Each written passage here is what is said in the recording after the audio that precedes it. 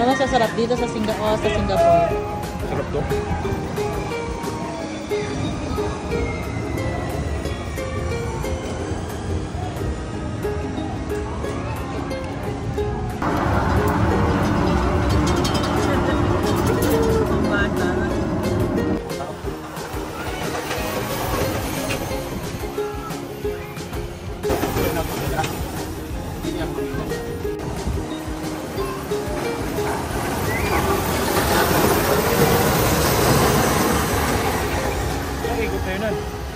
Pangalawa.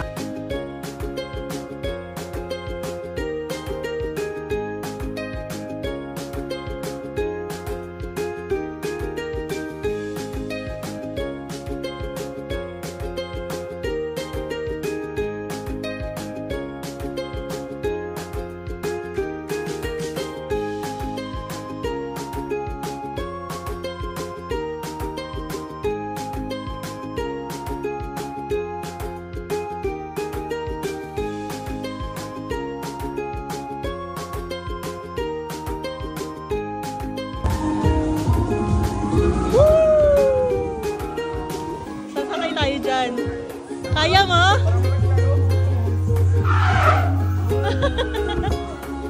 Kaya mo? Sobrang laki niya sa personal guys. Tingnan nyo naman. Nakakatakot. Kaya mo ba?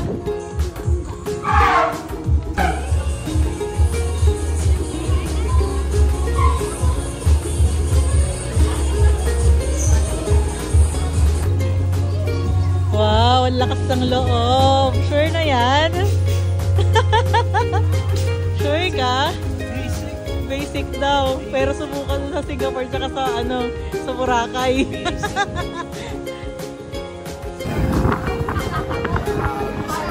Ayoko na ulit. First time na sa Vikings pero parang sa lahat ng nasakyan ko. Ito yung pinaka-worst. Grabe. Grabe na yung na-try ko sa Singapore. Nagsuwag na ako. Grabe. Parang hindi ako ulit sa susunod sa bahay. Mga nanghihina mga person after ng Vikings. Oh my God, grabe. Ayaw na namin umuli. Hindi na kinaya. Alam mo, sa lahat ng nasakyan namin simula nung Singapore tsaka Boracay, ito yung nagpatumba sa akin. Kasi lahat ng rides na nasakyan natin, di ba, lumalaban ako. Yeah. Ito lang talaga yung nagpabagsak sa akin, yung Vikings. Kasi, takot kasi ako sa heights. Maliban sa takot ako sa heights, ayoko yung feeling na bigla kang ibababa. Feeling ko malalaglag ako. Sayang yung only rides Sayang natin. yung only rides namin, nang hina na kami. Hindi na kayo makasakay sa Ferris wheel tsaka sa roller coaster. Nang hina na mga person.